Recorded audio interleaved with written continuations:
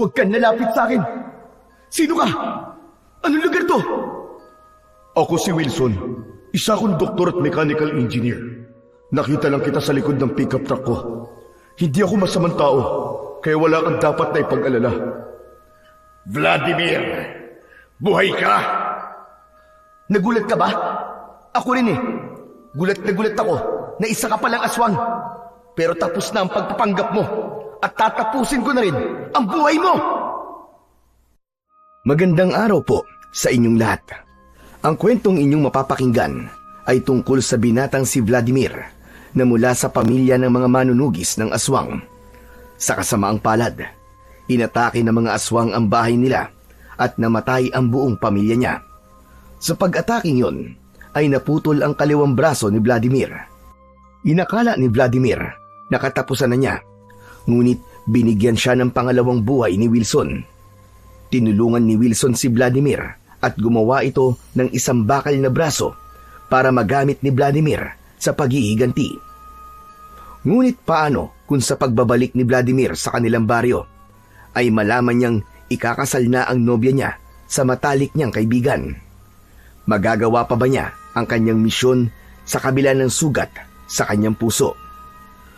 Ngunit bago po ang lahat mga idol, huwag po nating kalimutang mag-subscribe at i-hit ang notification bell sa aking YouTube channel na Apong Isaak at The Voice Addict para sa mas marami pang makapigil hiningang kwentong aswang at katatakutan mula sa mundo ng kababalaghan. Umpisahan na po natin ang kwento. Aba, akalain mo, malapit na pala ang kasal niyo ni Bianca. Hindi ba, 2 buwan na lang mag-iisang dibdib na kayo, Vladimir? Oo, Antonio, kinakabahan na nga ako Saka, hindi ko akalain na ganito pala kahirap ang paghahanda sa isang kasal. Akala ko, basta na lang magpapatahi ng damit at maghahanap ng magluluto ng pagkain. Pero hindi pala. Ang daming dapat asikasuhin. Hehehe, imbitado ba ako sa kasal niyo ni Bianca? Magtatampo ko kung hindi. Pambihira ka naman, Antonio. Pwede bang mawala ka doon? Best friend kita Ikaw ang best man ko, kaya hindi ka pwedeng mawala doon. Yan naman talaga ang hinihintay ko Akala ko ay maghahanap ka pa ng ibang best man Ano ka ba? Wala nang ibang pwedeng maging best man ko kundi ikaw lang. Saka, ikaw lang naman na nag-iisa kong kaibigan May pagpipilian pa ba ako? Nang sandaling yon, ay kausap ni Vladimir ang kanyang matalik na kaibigan na si Antonio habang nagpapahinga sila sa covered court matapos maglaro ng basketball. Bata pa lamang ay magkaibigan na silang dalawa. Sa kabila ng pagiging mayaman ni Antonio at nag-iisang anak ng mayor ng bayan nila na si Mayor Silverio, ay hindi ito nag-alangan na makipagkaibigan sa isang kagaya ni Vladimir na isang simpleng tao lamang. Oo nga pala, tol. Maiba ako. Kumusta na pala ang pagtugis niyo sa mga aswang? May hinala na ba kayo kung sino ang mga aswang dito sa baryo natin? Sa totoo lang, tol, nahihirapan kaming tukuyin kung sino ang mga aswang. Alam namin na may pinuno sila at yun ang dapat naming malaman. Kalkulado kasi ang galaw ng mga aswang Halatang mayroong nag-uutos sa kanila. Kaya sa oras na malaman namin kung sino ang boss ng mga aswang dito sa ating baryo, ay madali na namin silang matatalo. Pero tol, salamat sa iyo at sa pamilya mo Kung wala kayo rito sa baryo natin, nako, paniguradong mas magiging takot ang mga tao rito sa mga aswang na yun. Pero sana talaga, matapos na ang problema natin sa mga aswang na yan. Ang tagal na nilang nananalasa dito sa atin. Ang dami na rin nilang nagiging biktima.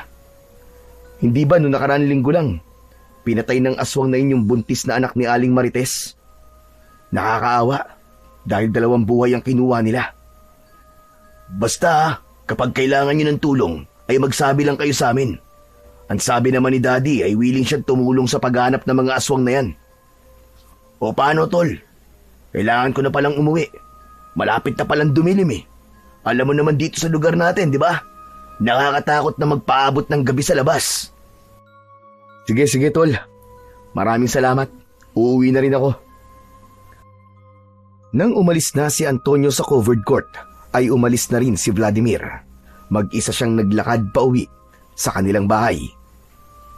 Pagdating ni Vladimir sa bahay nila, ay kumakain na sa kusina ang kanyang nanay at isang kapatid na lalaki na mas matanda sa kanya. Kilala ang pamilya nila bilang isang mahusay na manunugis ng mga aswang sa baryo nila. Maging ang mga ninuno nila ay kilalang manunugis din noon. Ipinamana ng mga ito sa kanila ang tungkuling sugpuin ang mga nilalang ng dilim, gaya ng mga aswang. Ngunit sa kabila ng kanilang pagsisikap na sugpuin ng mga aswang sa kanilang lugar, ay hindi nila yun masugpo-sugpo. Ilang taon na nilang sinisikap na malaman kung sino ang pinuno ng mga aswang, pero sadyang magaling magtago ang mga ito. Nang maupo si Vladimir para sumalo sa pagkain, ay napansin niya na tahimik at seryoso ang mga magulang at kapatid niya. Teka, bakit parang seryoso niyo yata ngayon? Meron ba tayong problema? Malaki talaga ang problema natin, anak. Lalo ka na. Ha? Teka tay, bakit ako? Sa pagkakaalam ko, ang problema lang natin ay yung mga aswang dito sa baryo natin. Simula ngayon, tumigil ka na muna sa pakikipagkita at pakikipag-usap kay Antonio. Ha? Bakit naman tay? Ano pong problema kay Antonio? May hinala ang kapatid mo na aswang si Antonio at si Mayor Silverio. Kagabi ay may hinabol na aswang ang kuya mo at nagpunta yun sa abandonadong gusali malapit sa bahay ni na Mayor. Naghintay ang kuya mo sa labas ng gusaling yun at nakita niya na lumabas mula roon si Mayor Silverio. Dinugtungan ng kapatid ni Vladimir ang sinabing yun ng kanilang ama. Ayon dito, ay sigurado ito na walang ibang pumasok sa abandonadong gusali, kundi tanging si Mayor Silverio lamang. Hindi makapaniwala si Vladimir sa kanyang mga narinig. Hindi niya matanggap na may posibilidad na aswang ang kanyang matalik na kaibigan, dahil ibig sabihin lang nun na maaari silang maging mortal na magkaaway. Siguro po'y si Mayor Silverio lang ang aswang. Baka naman hindi aswang si Antonio. Anak, alam ko na mahirap para sa iyo na tanggapin ang bagay na ito. Dahil talagang magkaibigan kayo ni Antonio. Pero matagal ka nang manunugis ng mga aswang. At alam mo na, kapag aswang ang tatay, ay ganun din ang anak. Ngunit huwag ka mag-alala. Sa ngayon, ay oobserbahan muna natin sina Mayor at Antonio. Kailangan ay masiguro muna natin kung aswang ba talaga sila bago tayo gumawa ng anumang hakbang. Napatitig sa kawalan si Vladimir. Kahit paborito niya ang ulam na nasa hapagkainan, ay bigla siyang nawalan ng gana. Nanlamig ang buo niyang katawan habang tumatakbo sa isip niya sa kung ano na ang mangyayari sa pagkakaibigan nila ni Antonio sa sandaling mapatunayan nila na isa nga itong aswang. Nang sumunod na araw, ay nagkita sina Vladimir at ang nobya niyang si Bianca sa bayan. Susukatan na ng damit na pangkasal si Bianca at nais nito na kasama si Vladimir. Gaya ni Antonio, ay kilala na ni Vladimir si Bianca simula pagkabata. Nasa elementarya pa lamang sila ay may paghanga na siya talaga kay Bianca. At nang tumungtong sila ng high school, ay doon na ito niligawan ni Vladimir. Ngunit hindi siya nito sinagot. Matapos ang kolehiyo, ay muling niligawan ni Vladimir si Bianca at doon na niya naipakita rito kung gaano siya kaseryoso sa nararamdaman niya. Halos 1 taon na nanligaw si Vladimir bago siya sinagot ni Bianca. Matapos masukatan ni Bianca, ay nagtungo sila sa isang fast food restaurant. Habang kumakain, ay walang tigil ang bibig ni Bianca sa pagpapahayag ng kasiyahan nito sa wedding gown na susuotin nito sa kanilang kasal. Baka sa mukha nito ang labis na kasiyahan, ngunit si Vladimir ay tila may sariling mundo. Nakatulala at iniisip niya pa rin ang napag-usapan nila kagabi ng kanyang pamilya. Ano ba yan, Vladimir? Kanina pa ako nagsasalita rito pero hindi ka naman nakikinig. Ano bang iniisip mo? Ha? Wala. Ano nga ulit yung sinasabi mo? Hay nako, ang dami ko nang nasabi, no? Tinatamad na akong ulitin yun. Ano ba kasing iniisip mo, ha? Hindi ako naniniwalang wala. Kilala kita, Vladimir. Wala talaga, Bianca. Wala namang bago sa kung anong iniisip ko eh. Yung problema natin sa baryo. Mga aswang na naman. Vladimir, pwede bang wag mo munang isipin ang mga bagay na yan hanggang sa matapos na ang kasal natin? Pwede bang sa preparation ng kasal natin ikaw muna mag-focus? Bianca, alam mo naman, di ba, na hindi ako pwedeng tumigil sa pagbabantay sa baryo natin laban sa mga aswang. Ang pamilya lang namin ang inaasahan ng mga tao sa lugar natin pagdating sa bagay na yan. Ay nako, nandiyan naman ang mga magulang mo at kapatid mo eh. Hayaan mo na muna sila. Nag-aalala rin ako sa'yo. Baka kung anong mangyari sa'yo bago tayo ikasal. Huwag ka mag-alala sa akin, Bianca. Hindi ako mapapahamak. Bata pa lang ako sinanay na ako para maging isang manunugis. Kaya alam ko ang ginagawa ko. Napailing na lamang si Bianca sa sinabi ng kanyang nobyo. Kumagat ito sa burger nito at tumingin sa labas.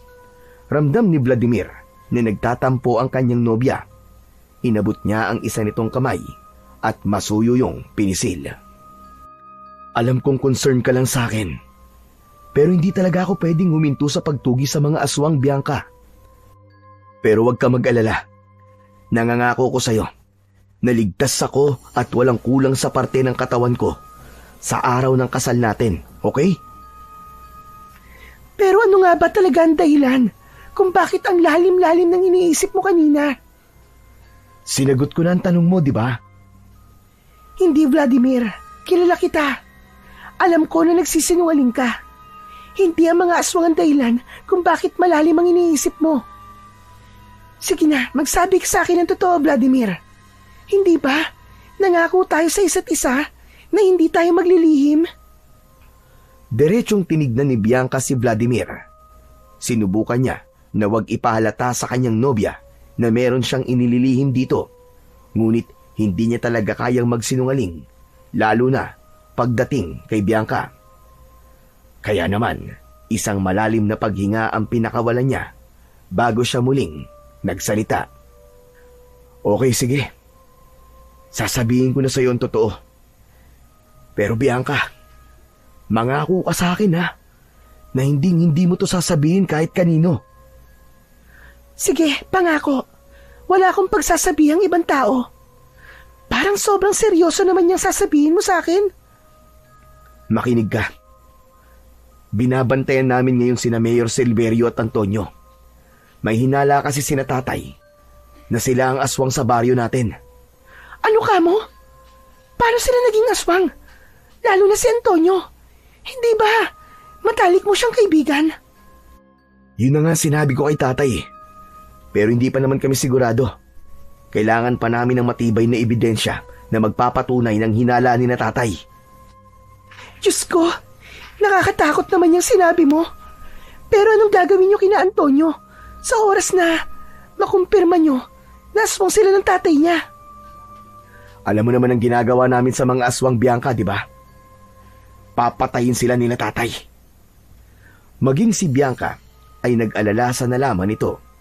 Kahit paano kasi ay kaibigan na rin ang turing nito kay Antonio. Namayani ang katahimikan sa kanilang dalawa. Patuloy pa ring iniisip ni Vladimir kung magagawa ba niyang patayin ang sarili niyang kaibigan sa sandaling mapatunayan nila na isa nga itong aswang. Isang tahimik na madaling araw, nagising si Vladimir mula sa mahimbing na tulog sa kanyang silid nang makarinig siya ng pagkalabog sa kabilang silid kung saan naroon ang kanyang kapatid. Hindi niya sana yon papansinin, ngunit narinig niya ang malakas na pagsigaw ng kanyang ama. Napabalikwas ng bangon si Vladimir. Nagmamadali siyang lumabas ng kanyang kwarto. Didiretso sana siya sa silid ng kanyang mga magulang nang mapansin niya na nakaawang ang pinto ng kanyang kapatid. Lumapit siya roon at binuksan niya ang pinto. Napasinghap siya nang tumambad sa kanya ang walang buhay na katawan ng kanyang kapatid. Kalunos-lunos ang itsura nito. Halos humiwalay na ang ulo nito sa leeg dahil sa lalim ng laslas nito sa leeg. Wakwak ang dibdib nito at wala na ang puso. Kuya! Kuya! Sino may gawa nito sa'yo? Bago pa pumatak ang luha ni Vladimir, ay muli niyang narinig ang sigaw ng kanyang ama na parabang pinahihirapan ito ng gusto. Walang pagdadalawang isip na tumakbo si Vladimir sa silid ng kanyang mga magulang. Doon ay nakita niya ang 3 aswang. Hawak ng 2 aswang ang magkabila ang kamay ng kanyang ama, habang ang isang aswang naman ay nasa ibabaw nito. Ang nanay naman niya ay nasa isang sulok at wala ng buhay. Wakwak ang tiyan nito at nakalabas pa ang mga lamang loob. Pakiramdam ni Vladimir ay nananaginip lang siya. Para na siyang mawawala sa sarili sa kanyang mga nakikita. Vladimir, anak! Tumakas ka na! Hindi magawang igalaw ni Vladimir ang kahit na anong parte ng kanyang katawan. Nanatili siyang nakatayo habang bumabagsak ang luha sa kanyang pisngi. Tumingin ang aswang na nasa ibabaw ng kanyang ama. Nakakaloko yung ngumisi sa kanya habang marahan itong inilapit ang matutulis nitong mga kuko sa leeg ng kanyang ama. Wag! Wag!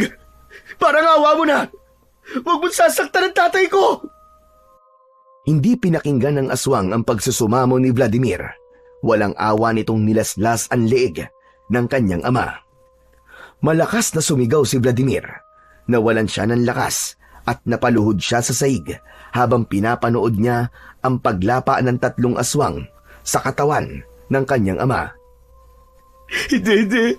Hindi totoo to. Panaginip lang ang lahat ng ito. Hindi totoo to! Paulit-ulit yung sinambit ni Vladimir. Pinilit niyang kinumbinsi ang sarili na hindi totoo ang lahat ng kanyang nakikita ng sandaling yun. Nang matapos na ang 3 aswang sa tatay ni Vladimir, ay sa kanya naman lumapit ang mga ito. Tumayo ang mga yun sa kanyang harapan, habang nananatili siya sa kanyang pagkakaluhod. Isa-isang tinignan ni Vladimir ang 3 aswang. Hanggang sa sinunggaban ng isang aswang ang kaliwang braso niya. Iniunat nito yun at napasigaw si Vladimir nang biglang kinagat ng isa pang aswang ang balikat niya. Padiin ng padiin ang matutulis nitong mga ngipin at halos maabot na nun ang kanyang buto. Paulit-ulit na kinagat ng aswang ang balikat at braso niya hanggang sa nang hilakbot siya nang tuluyang naputol ang buong braso niya. Parang mga gutom na aso na pinag-aagawan ng 3 aswang ang braso ni Vladimir. Alam ni Vladimir na kung hindi siya kikilos ay mamamatay din siya gaya ng kanyang mga magulang. Pilit siyang tumayo at tumakbo sa kusina. Binuksan niya ang pinto roon at dumiretso siya sa talayban na nasa likod lamang ng kanilang tahanan. Pakiramdam niya ay hindi na sumasayad ang talampakan niya sa lupa sa bilis ng pagtakbo niya. Mabilis na lumingon si Vladimir sa likuran. Mas lalo niyang binilisan ang pagtakbo dahil nakasunod sa kanya ang 3 aswang. Hindi nagtagal ay nakarating na si Vladimir sa loob ng kagubatan. Nahirapan siyang tumakbo dahil sa halos magkakadikit na puno at naging mabato na ang kanyang dinadaanan. May ilang matutulis na bato na tumutusok sa kanyang talampakan, ngunit hindi yun naging dahilan para huminto siya. Habang tumatagal sa pagtakbo si Vladimir, ay unti-unti na siyang nakakaramdam ng panghihina dahil sa dami ng dugo na nawawala sa kanya. Hindi nagtagal ay nakalabas na siya ng kagubatan at nakarating na siya sa isang kalsada.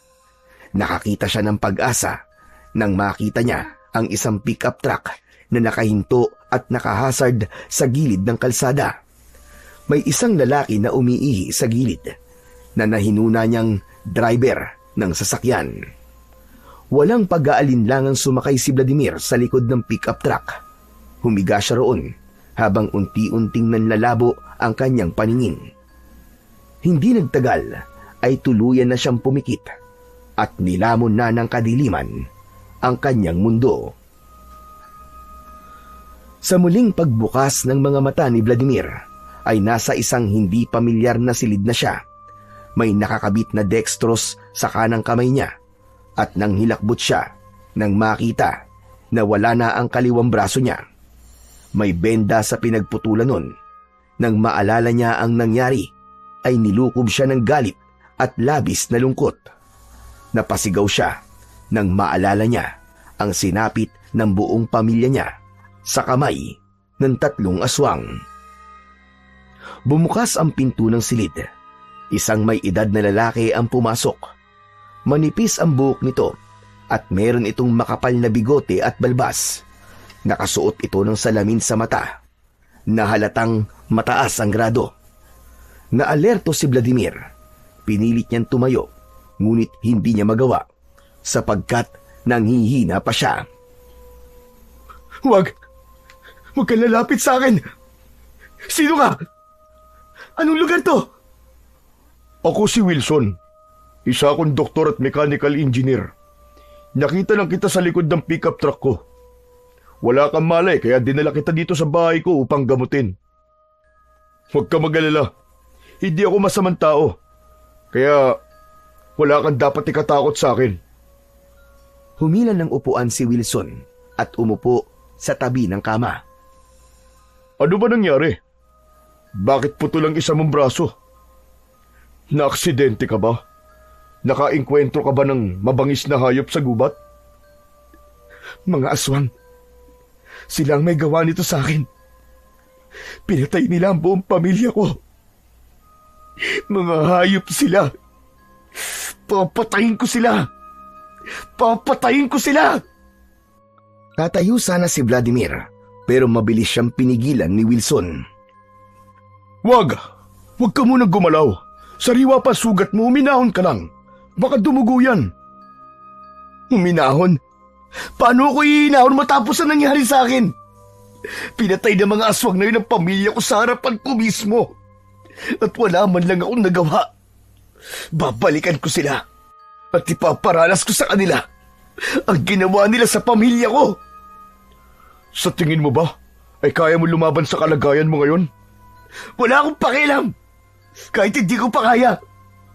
Kailangan kong maipaghiganti ang pamilya ko. Hindi mo ko naiintindihan dahil hindi mo pa naranasan patayin ang pamilya mo ng mga aswang. Sandali. Hindi ka naniniwala sa akin, oh. Iniisip mo siguro na baliw ako. Naniniwala ako sa iyo. At hindi lang ikaw ang nawalan ng mahal sa buhay dahil sa mga aswang. Pinatay ng aswang ang mag-ina ko. Natigilan si Vladimir sa sinabing yun ni Wilson.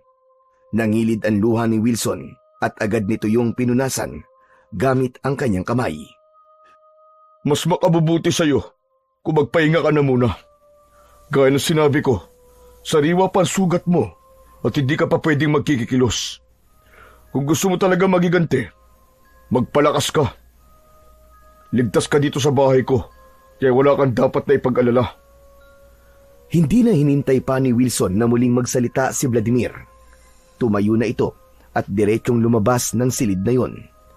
Nang mapag-isa, ay doon na tuluyang pinakawalan ni Vladimir ang mga luha na kanina pa niya pinipigilan. Hindi pa rin siya makapaniwala na ulila na siya at pinatay ang buong pamilya niya sa napakarahas na paraan. Sa mga lumipas na araw ay naramdaman ni Vladimir ang pag-aalaga sa kanya ni Wilson kahit hindi sila magkaano-ano. Dahil sa mahina pa ang katawan niya, ay si Wilson ang matyagang nagpapakain sa kanya. Sinusubuan siya nito at tinutulungan na makapunta sa banyo. Si Wilson din ang naglilinis at nagpapalit ng benda sa sugat niya. Palagi nitong tinitignan kung merong impeksyon o pamamaga ang kanyang sugat. At habang tumatagal, ay mas lalong nararamdaman ni Vladimir ang kirot na hindi lang mula sa sugat, kundi kirot mula sa kaloob-looban ng kanyang puso. Sa tuwing makikita niya na wala na ang kaliwang braso niya, ay nararamdaman niya na wala na siyang silbi. Makalipas ang 1 linggo, ay nagawa ng makalabas ni Vladimir sa silid kung saan siya nagising. Naglalakad-lakad siya sa kabuuan ng bahay ni Wilson at nalaman niya na may kalakihan yon. Malinis ang mga dingding, puting-puti at malamig sa mata. Nakita niya rin ang makeshift laboratory ni Wilson. Meron dong mahabang lamesa na may mga beaker, test tube at ilang bote ng kemikal na may label sa wikang hindi pamilyar kay Vladimir. Sa kanan naman ay may isang workbench na puno ng mga mechanical parts gaya ng gears, metal plates at mga tornilyo. Sa gitna ay may isang elevated platform na merong rotating mechanism na hindi niya alam kung para saan. Isang gabi, pinayagan na si Vladimir ni Wilson na sumabay sa pagkain dito sa dining area. Hindi na rin siya nito sinusubuan dahil yun ang request niya. Habang maganang kumakain si Wilson, ay nakatingin lang si Vladimir sa kutsara at tinidor na nasa kanyang harapan. Oh, bakit hindi ka pa kumakain? Huwag kang mag-alala. Masarap ako magluto. Specialty ko yata yung sisig. Itinuro pa sa akin yan ng lola ko. Hindi pa rin gumalaw si Vladimir hanggang sa napansin na ni Wilson kung bakit hindi pa rin ginagalaw ni Vladimir ang pagkain. Ay, naku, pasensya ka na. Nakalimutan ko. Tumayo si Wilson at inalis nito ang tinidor, saka ito bumalik sa upuan nito. Alam kong nahihirapan ka pang mag-adjust sa sitwasyon mo ngayon, na isa na lang ang braso mo. Pero nandito ako para tulungan ka. Pakiramdam ko ay wala na akong silbi, Wilson. Paano ko pa may paghihiganti ang pamilya ko kung isa na lang ang braso ko? Ano pang magiging laban ko sa mga aswang? Huwag mong isipin na mahina ka dahil nawalan ka ng isang parte ng iyong katawan. Naniniwala ako na kapag nakabawi ka na ng tuluyan sa lakas mo, ay magagawa mo pa rin ang mga gusto mong gawin. Dinampot ni Vladimir ang kutsara at nagsimula na siyang kumain. Muli niyang naalala ang kanyang pamilya. Pinilit niyang balikan ang masasaya nilang alaala, ngunit ang nakikita niya ay kung paano pinatay ang mga yon ng mga aswang. Ang sabi mo sa akin, pinatay din ng aswang ang mag-ina mo. Paano mo nagawang malampasan ang kalungkutan? Alam mo, Vladimir, hindi ko nagawang lampasan ang kalungkutan sa pagkawala ng mag-ina ko. Hanggang ngayon nalulungkot pa rin ako at nasasaktan sa nangyari sa kanila. Umiiyak pa rin ako sa gabi bago ako matulog. Pero ang ginawa ko ay tinanggap ko na wala na talaga sila at may dahilan kung bakit ako buhay ngayon. Ngunit bukod sa lungkot, ay hindi ko rin maalis ang galit sa puso ko, Vladimir. Galit ako sa mga aswang dahil sila ang dahilan kung bakit mag-isa na lang ako sa buhay ngayon. Gusto ko magiganti sa kanila, pero hindi ko alam kung paano. Pero ano pang silbi ko kung isang braso na lamang ang meron ako? Paano pa ako makakalaban ng ganito ang kalagayan ko? Sa ngayon, ay maliit ang tingin mo sa sarili mo. Ngunit naniniwala ako na darating ang panahon na makakahanap ka ng paraan kung paano mo sila malalabanan. Napakahirap para sa akin na pakiramdam ko ay hindi ko na kayang pumatay ng aswang. Lalo na't puro kami manunugi sa aming pamilya. Bata pa lang ako, ay sinanay na ako para makipaglaban sa mga aswang. Hindi ko inakala na manunugis ka pala. Pero hindi bale. Gaya na sinabi ko sa'yo, nandito lang ako para tulungan ka. Pagkatapos natin kumain, ay may papakita ako sa'yo. Walang ganang kumain si Vladimir. Pilit niyang nilunok ang pagkain. Alam niya na sa kabila ng kalagayan niya, ay kailangan niyang magpalakas upang mabalikan niya ang mga aswang na pumatay sa buo niyang pamilya. Matapos ang hapunan, ay dinala si Vladimir ni Wilson sa basement ng bahay nito. Meron yung bakal na pinto na may electronic panel sa gilid. Pinindot nito ang ilang numero roon at bumukas na ang pinto. Pagpasok nila sa basement ay parang nasa ibang mundo si Vladimir. Isang malawak na silid ang naroon. May mga mesa at estante na puno ng iba't ibang imbensyon. Ang ilan ay mga bagay na hindi mawari ni Vladimir kung para saan. Isa-isang ipinakita at ipinaliwanag ni Wilson ang mga yon. May pulseras na naging patalim, sapatos na may patalim sa talampakan at kung ano-ano pa. Dito ako madalas tumambay kapag wala akong ginagawa. Ito. Tignan mo ang isang to. Itinuro ni Wilson ang isang pares ng guwantes na may matutulis na mga kuko sa dulo. Ang mga to, gawa sa reinforced steel at meron itong retractable claws. Bakit mo ginagawa ang lahat ng to? Gaya mo ay pumapatay din ako ng mga aswang. Pero magkaiba tayo ng paraan. Siyensya at kakayahan ko sa paggawa ng kung ano-ano ang ginagamit ko para labanan sila. Wala akong agimat o mutya, gaya mo na isang manunugis o antingero. Hanga-hanga ka kung ganun. Talino mo pala ang ginagamit mo sa pakikipaglaban sa mga aswang. Pero, matanong lang kita, Wilson. Paano mo pala ako matutulungan? Halika, may ipapakita pa ako sa'yo na sigurado akong magugustuhan mo. Naglakad si Wilson patungo sa isa pang pinto. Sumunod dito si Vladimir. Binuksan ni Wilson ang pinto at pumasok sila roon. Sa isang mahabang lamesa ay may malaking kahon na gawa sa bakal. Lumapit sila sa lamesa at binuksan ni Wilson ang kahon. Umangat ang takip nun na may konting tunog pa ng pressure release at sa loob nun ay nakita ni Vladimir ang isang bakal na braso na may kamay. Itong sinasabi ko sa iyo, Vladimir. Simula na malaman ko ang kwento mo, ay sinimulan ko na itong gawin. Teka, ano ba ang bagay na yan? Isa tong mechanical arm. Ginawa ko to para pamalit sa nawala mong braso. Gawa ito sa titanium composite, pero hindi ganong mabigat. May pressure sensors ang mga daliri, kaya kaya nitong timplay ng lakas mo. Hindi mo kailangan ng muscle para mapagalaw mo to, dahil ikakabit ko to sa nervous system mo. Gamit ang natitirang nerve signal sa katawan mo, ay kikilos ito gaya ng dati mong braso.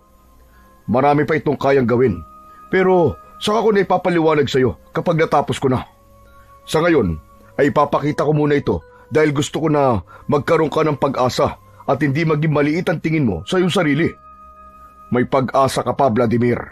Halos parehas tayo ng pinagdaanan, kaya nais kitang tulungan sa paraang alam ko. Maraming salamat sa iyo, Wilson. Hindi ako makapaniwala na kaya mong gumawa ng ganyang bagay. Pero, kailan ko pwedeng gamitin ang mechanical arm na yan? Kung tuloy-tuloy ako sa paggawa nito, ay baka abutin pa ng 1 taon. Napabuntong hininga si Vladimir, sabay iling. Wilson, hindi ko kaya maghintay ng ganong katagal. Kung 1 taon pa bago ko magamit yan, babalik na lang ako sa baryo namin para magiganti. Kahit isa lang ang braso ko. Hindi magandang ideya ang iniisip mo. Nasusugod ka sa gera nang hindi ka handa. Hindi ito ordinaryong bakal na braso. Hindi ito ikakabit lang sa'yo tapos okay na. Kailangan ko muna masiguro na walang magiging problema kapag gagamitin mo na to. Isa pa, marami pa akong kailangan i-calibrate sa mechanical arm mo para sumunod ito sa bawat utos ng utak mo. Hindi nakapagsalita si Vladimir. Napagtanto niya na wala siyang ideya sa ginagawa ni Wilson at dapat ay magtiwala lang siya rito. Alam mo, maraming bagay sa buhay ang hindi dumarating kagad kahit gustuin natin. Pero mas makabubuti ng maghintay kaysa sumugod kagad tapos matatalo ka. Tandaan mo, Vladimir, mga aswang ang makakalaban mo.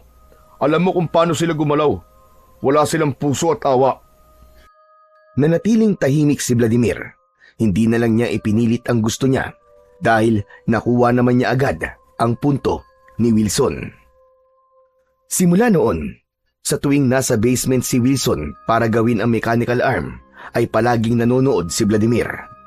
Labis siyang namangha sa husay ni Wilson sa ganung gawain na parabang buong buhay nito ay yun na ang ginagawa nito. Nasaksihan niya ang paglalagay ng circuit diagrams sa aktwal na wiring.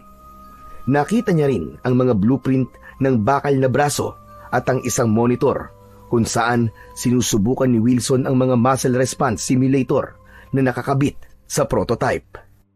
Nalaman niya na ang bawat piyesa ng mechanical arm ay importante at ang pinakamaliit na pagkakamali ay maaaring magdulot ng pagkabigo na mabuo ang mechanical arm. Mabilis na lumipas ang mga buwan at hindi na mamalayan ni Vladimir na halos 1 taon na siyang naninirahan sa bahay ni Wilson. Naging malapit sila at nakilala nila ang ugali ng isa't isa. Pakiramdam tuloy ni Vladimir ay si Wilson na ang tumayong tatay niya. Isang gabi, naisipan ni Vladimir na puntahan si Wilson sa basement. May dala siyang sandwich at kape para rito. Naabutan niya si Wilson, nakaharap sa desktop computer habang abala sa pagtatype sa keyboard. Sa lamesa na nasa tabi ng monitor ay naroon ang mechanical arm at may nakakabit na mga wire dito. Humila ng upuan si Vladimir at umupo siya sa tabi ni Wilson.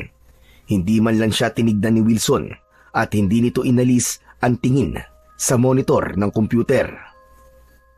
Wilson, malapit mo na bang matapos ang mechanical arm? Tapos na ang mismong braso. Mechanically, kumpleto na. Lahat ng joints at sensors ay nakaalay na. Pero hindi pa sapat yun. Kung ganon, ano pang kulang? Programming. Kailangan kong i-calibrate ang response system nito. Sa ngayon, ang braso ay parang kotse na walang driver. May makina, may katawan, pero walang utak na magdidikta kung kailan gagalaw at paano ito gagalaw. Ang tagal ko nang nandito, pero hanggang ngayon, hindi ko pa rin naiintindihan ang ginagawa mo sa totoo lang. Tumayo si Wilson at kinuha ang isang tablet mula sa mesa. May mga imahe itong pinakita sa kanya na hindi niya rin naintindihan. Ang bawat galaw ng utak mo ay lalabas sa anyo ng bioelectric signals. Kailangan kong itugma ang mga signal mula sa utak mo sa galaw ng braso. Kaya gumawa ko ng custom neural interface. Pero matagal tong gawin. Kailangan kong matiyak na hindi ka masasaktan o mawawala ng balanse kapag nakakabit na to sa'yo. Ibig sabihin, matagal pa pala yan. Hindi naman sobrang tagal, pero hindi ako pwedeng magmadali. Mahirap magmadali at baka mag-umpisa na naman ulit ako sa simula. Naiintindihan ko. Sana talaga gumana yan ng maayos. Sana nga, Vladimir. Sana nga. Pero natutuwa ako sa'yo dahil hindi ka nagaya ng dati na sobrang mainipin. Paano? Nahawa na ako sa pagiging matyaga mo eh. Nakita ko kasi ang dedikasyon mo sa paggawa ng braso ko. Kahit ang tagal mo nang ginagawa, ay hindi kita nakitang sumuko pinanghinaan ng loob. Kaya dapat, ganun din ako. Mabuti at na-realize mo na yan. Ang mga bagay kasi kapag minamadali ay madalas na hindi maganda nagiging resulta. Marahang tumango si Vladimir sa sinabing yun ni Wilson. Hindi na rin siya nagtagal sa basement upang makapag-concentrate si Wilson ng maayos sa ginagawa nito. Nagtungo siya sa kwarto niya sa bahay ni Wilson. Bago siya humiga para matulog, ay nagdasal muna siya na sana ay maging matagumpay ang ginagawang mechanical arm ni Wilson para sa kanya. Tuwing umaga ay palaging maagang nagigising si Vladimir. Nakaugalian na niya ang mag-jogging upang kahit paano ay makapag-ehersisyo siya. Ang bahay ni Wilson ay nasa gitna ng isang napakalawak na lupa. Walang ibang bahay doon, kundi ang kay Wilson lamang. Matapos mag-jogging ay bumalik na siya at nagtungo siya sa banyo upang maligo. Hinubad niya ang suot niyang t-shirt at hindi sinasadyang napatingin siya sa malaking salamin na nasa kanyang harapan. Natigilan si Vladimir nang makita ang peklat at pinsala na nakuha niya sa pagputol ng mga aswang sa kanyang braso. Wala na ang pisikal na sakit, ngunit ang sugat sa kanyang puso ay patuloy na kumikirot at nagnanaknak. Tumiim ang bagang ni Vladimir at mariin niyang naikuyom ang isa niyang kamay. Hindi ako matatahimik hanggat hindi ko napapatay ang mga aswang na pumatay sa aking pamilya. Sisiguraduhin ko na mararamdaman niyo ng triple ang sakit na ipinaranas niyo sa kanila.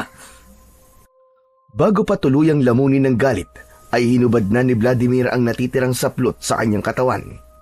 Tumapat siya sa shower at binuksan yun. Nang yakapin siya ng malamig na tubig, ay gumaan kahit paano ang kanyang nararamdaman. Lumipas pa ang ilang linggo, bagamat mas lalong naglalagablab ang galit at pagnanais na magiganti sa puso ni Vladimir, ay patuloy pa rin siyang naging matyaga sa paghihintay kung kailan tuluyang matatapos ni Wilson ang kanyang mechanical arm. Nais niya nang matapos yun, hindi lang para makapaghiganti, kundi upang makita ang kanyang nobyang si Bianca. Sa oras na matapos na niya ang kanyang paghihiganti, ay sisiguraduhin niya na matutuloy na ang naudlot nilang pagpapakasal. Isang umaga, katatapos lang mag-jogging ni Vladimir, pagpasok niya sa bahay ay sakto na palabas naman si Wilson sa basement. Napakunot ang noo niya nang makita si Wilson. Oh, Wilson, hindi ka ba natulog na magdamag? hindi. Masyado yatang matapang ang nainom kong kape kagabi. Biro lang. Ang totoo, kagabi kasi malapit ko nang matapos ang programming sa mechanical arm mo, Vladimir. Talaga? Ibig sabihin, malapit ka nang matapos? Hindi malapit na, kundi tapos ko na. Tapos na ang programming, kaya ang susunod na nating hakbang ay ikakabit ko na yun sa katawan mo. Magagamit mo na ang mechanical arm na halos 1 taon kong ginawa. Pakiramdam ni Vladimir ay tumigil sa pag-ikot ang kanyang mundo. Nanginig ang buong katawan niya at hindi niya napigilan ang mapaluha. Sa sobrang saya ay nayakap niya si Wilson na bahagyang nagulat sa kanyang ginawa. Maraming salamat. Maraming salamat, Wilson. Hindi ko talaga akalain na may taong kagaya mo dito sa mundo. Hindi man tayo magkadugo, pero abot langit ang pagtulong mo sa akin. Wilson, maraming salamat talaga sa'yo. Ano ka ba? Walang anuman yun, Vladimir. Alam kong mabuti kang tao, kaya deserve mo ang lahat ng tulong na binigay ko sa'yo. Napakabuti mo, Wilson. Hindi ko alam kung paano kita masusuklian sa lahat ng ginagawa mo para sa akin. Sapat na sa akin na ipaghiganti mo ang iyong pamilya sa mga aswang. Sa ganung paraan, ay para mo na ring ipinaghiganti ang mag-ina ko. Marahang kumalas si Vladimir sa pagkakayakap kay Wilson at diretso niya itong tinignan sa mga mata. Pangako, Wilson, gagawin ko ang lahat para maipaghiganti ang buong pamilya ko. Uubusin ko ang mga aswang sa baryo namin at tutugisin ko ang 3 aswang na siyang pumatay sa aking pamilya at pumutol sa braso ko. Nakangiting tumango si Wilson at tinapik sa braso si Vladimir. Sinabi nito ang mga dapat niyang gawin bago nito ikabit sa kanya ang mechanical arm. Bagamat may kaba at kaunting takot siyang nararamdaman dahil unang beses niyang mararanasang makabitan ng isang makinarya sa katawan, ay mas lamang pa rin ang kasabikan niya na maging normal ulit ang kanyang pagkilos dahil sa kahangahangang imbensyon na yon ni Wilson. Pagsapit ng gabi, ay nagtungo na sina Vladimir at Wilson sa operating room sa bahay ni Wilson. Humiga si Vladimir sa operating table. Sa tabi ay may mga medical tray na puno ng sterile tools, syringe at ilang maliliit na screwdrivers at soldering pens. Naroon din ang mechanical arm na anumang sandali ay ikakabit na sa katawan ni Vladimir. O ano? Handa ka na ba, Vladimir? Wala na rin naman akong ibang pagpipilian, di ba? Ngumiti si Wilson. Tinapik nito ang balikat ni Vladimir bago kumuha ng isang maliit na injection sa tray. Papatulugin kita, Vladimir, upang hindi mo maramdaman ang operasyon. Pero paggising mo, sisiguraduhin ko sa'yo na magbabago na ang lahat. Salamat, Wilson. Salamat talaga sa lahat. Sige na, umpisahan mo na. Huwag ka na muna magpasalamat. Ipagdasal natin na hindi ire-reject ng katawan mo ang mechanical arm. Ibinigay ni Wilson ang injection sa braso ni Vladimir. Ilang segundo lamang ay bumigat na ang talukap ng mga mata niya. Sinubukan pa niya yung labanan, ngunit hindi siya nagtagumpay.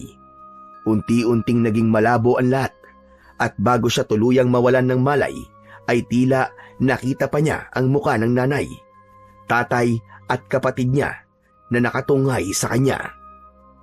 Isang malalim na paghinga ang pinakawalan ni Wilson nang tuluyan ng umepekto ang itinurok niya kay Vladimir. Nasa harapan niya si Vladimir na walang malay, habang bahagyang nakaangat ang kaliwang bahagi ng katawan. Maingat na kinuha ni Wilson ang mechanical arm. Nakapaloob sa mga layer nun ang mga fiber wires, hydraulic tubes at titanium joints na dinisenyo upang gumaya sa kilos ng tunay na braso ng tao. Bago pa man niya yun ikabit, ay sinuri niyang muli ang mechanical arm kung wala yung problema. Ikinonekta muna ni Wilson ang mga bio-interface wires sa exposed nerve endings ni Vladimir. Gamit ang surgical tools at mga clamp ay ipinagdikit niya ang mga fiber lead ng mechanical arm sa muscle sensors at nerve forts sa loob ng balikat ng binata. Isa-isa niyang kinabitan ng locking pins ang mga metal plates sa buto at gamit ang soldering tool ay siniguro niya na walang gagalaw sa anumang bahagi ng mechanical arm. Sa bawat ikinokonekta ni Wilson na bahagi ay tumutunog ang maliit na monitor sa gilid ng lamesa. Nang maikabit na ang buong braso, ay ipinasok ni Wilson ang manipis na interface chip sa cervical base ni Vladimir na malapit sa leeg. Yun ang magsisilbing transmitter ng electrical signals mula sa utak patungo sa braso. Isa yung delikadong bahagi ng operasyon, kaya halos hindi humihinga si Wilson habang inilalagay yun. Pagkatapos ng ilang oras, ay malalim na huminga si Wilson. Pinunasan niya ang pawis sa kanyang noo at pinagmasdan ang kanyang gawa. Ang dating putol na kaliwang braso ni Vladimir ay napalitan na ng makintab at matibay na bakal na braso na alam niyang magagamit ito sa pakikipaglaban. Umaga na nang magising si Vladimir. Nakahiga na siya sa kanyang silid at nang igala niya ang kanyang paningin ay wala roon si Wilson. Agad niyang tinignan ang kaliwang bahagi ng kanyang katawan. Napaluwa siya nang makita niyang nakakabit na doon ang mechanical arm na halos 1 taon nang ginawa ni Wilson. Biglang bumukas ang pinto at pumasok si Wilson at ngumiti ito. Mabuti naman at nagising ka na. Kumusta ang pakiramdam mo? Medyo nahihilo pa ako. Saka parang namamanhid pa ang buong katawan ko. Normal yan dahil sa ininject ko sa'yo bago ang operasyon. Wilson, tapos na ba talaga? Tapos na. Nagtagumpay tayo, Vladimir. Umangat si Vladimir at pinagmasdan niya ang kanyang kaliwang braso. Sinubukan niya yung igalaw at bawat daliri ay kumikilos ayon sa gusto niya kahit may konting paninigas. Sa mga unang araw ay hindi mo pa yan maigagalaw na maayos dahil nag-a-adjust pa ang katawan mo. Pero matagal na siguro ang 1 buwan bago mo yan magamit gaya ng isang normal na braso. Hindi talaga ako makapaniwala, Wilson. Salamat. Ang tagal kong inisip kung paano ako babangon. Akala ko tapos na ang lahat sa akin simula nang maputulan ako ng braso. Pero binigyan mo ako ng pag-asa. Napakalaki ng utang na loob ko sa'yo. Walang anuman, Vladimir. Ang gagawin mo sa ngayon ay magpahinga at magpalakas. Napahawak si Vladimir sa kanyang bagong braso. Naramdaman niya ang pagbalik ng dati niyang lakas. Sa kauna-unahang pagkakataon, mula nang masawi ang kanyang pamilya, ay muling kumislap ang apoy sa loob niya. At ngayon, mas matindi na ito kesa dati. Sa mga sumunod na araw, matapos ang operasyon, ay halos hindi pa rin makapaniwala si Vladimir sa mechanical na braso na nakakabit sa kanyang katawan. Sa bawat paggising niya, ay laging una niyang tinitignan ang kanyang kaliwang braso. Isang makintab na bakal na itim ang kulay. Mabigat yun noong una, pero habang lumilipas ang mga araw, ay unti-unting natututunan ng kanyang katawan ang balanse at pagdala sa mechanical arm. Isang hapon, dumating si Wilson habang nakaupo si Vladimir sa labas ng bahay. Bitbit ni Wilson ang isang tablet. Umupo ito sa tabi niya at may mga bagay itong ipinakita mula sa tablet na dala nito. Vladimir, makinig ka. Kailangan mo malaman ang lahat ng kayang gawin ng braso mo upang malaman mo ang kapasidad nito. Ang totoo gusto ko rin niyang itanong sa'yo. Pero naisip ko na gagawin mo yan sa takdang panahon. Sa loob ng braso mo ay may tinatawag na hydraulic piston shock core. Ibig sabihin, sa isang suntok mo ay kaya nitong durugin ng isang bloke ng bato. Sinusuportahan ito ng carbon steel frame na hindi basta-basta nasisira o nagagasgasan. Lumapit si Wilson at itinuro ang ilang bahagi ng braso ni Vladimir. Itong bahagi na ito, kapag pinagana mo ito gamit ang utak mo, ay lalabas ang isang patalim na kasintalas ng bagong hasang itak. May hook ka rin na nakatago sa forearm. Kapag naisip mong gusto mong lumundag o abutin na mataas na lugar, ang system ng braso mo ay maglalabas ng hook at kabling kayang humila ng hanggang 2 toneladang bigat. Kaya kong palabasin ang mga yon? Gamit lang ang isip ko? Oo, ganun na nga. Gumamit ako ng NeuroSync node chip. Kapag mas naging pamilyar ka na sa braso mo, para mo na rin ginagalaw ang tunay mong kamay at braso. Wala kang kailangang pindutin at hindi mo kailangang magsalita. Isip lang ang kailangan mo at gagana na ang lahat ng nariyan. Marami pang sinabi si Wilson sa kayang gawin ng mechanical arm ni Vladimir. At habang nakikinig si Vladimir, ay mas lalong lumaki ang kanyang pagkamangha dahil tila gumawa si Wilson ng isang bagay na napakaraming kayang gawin. Nanatiling tahimik si Vladimir habang pinagmamasdan ang kanyang bakal na braso. Naniniwala siya na ang bagay na yon ang magiging daan upang tuldukan ang kadilimang sumira sa kanyang pamilya at bumabalot sa kanilang baryo. Makalipas ang ilang buwan ng pahinga, ay dumating na nga ang araw upang sanayin si Vladimir ni Wilson sa paggamit ng kanyang mechanical arm o bakal na kamay. Nagtungo sila sa likod ng bahay ni Wilson. Nakatayo sila sa gitna ng malawak na bakanting lupa. O ano, Vladimir? Handa ka na ba? Simulan natin sa mga basic functions. Gamit ang utak mo, ay pagganahin mo ang isa sa mga bagay na itinuro ko sa'yo noon. Umikit si Vladimir sandali. Ilang segundo lang ay may mahinang klik siyang narinig at biglang nag-transform ang kaliwang kamay niya at naging malaking barilyon. Sa loob ng baril ay may nagsimulang umikot na mekanismo. Yan ang arm cannon mode. Kaya niya magpakawala ng matinding pressure bullet na gawa sa condensed energy. Hindi literal na bala, pero sapat para mabutas ang isang konkretong pader. Walang pag-aalinlangan na itinutok ni Vladimir ang braso sa bakal na target. Sa isang iglap ay nagpakawala yon ng isang napakalakas na enerhiya na naging dahilan para tumilapon ang kanyang target. Sa mga sumunod na araw ay mas lalo niyang nahasa ang kanyang mga kakayahan. Kaya niyang baguhin ang mga mode ng braso mula sa bladed form, hook, hanggang sa arm cannon mode. Napakabilis ng kanyang pagkatuto. Sa tuwing may bagong itinuturo si Wilson, ilang subok lang ay natututunan na kagad yon ni Vladimir. Habang tumatagal ay mas lalong lumalaki ang tiwala ni Vladimir na malapit na niyang makuha ang hustisya para sa pagkamatay ng kanyang buong pamilya. Matapos ang ilang buwan ng pagsasanay, ay tuluyan na ngang nakabisa ni Vladimir ang paggamit ng kanyang mechanical arm.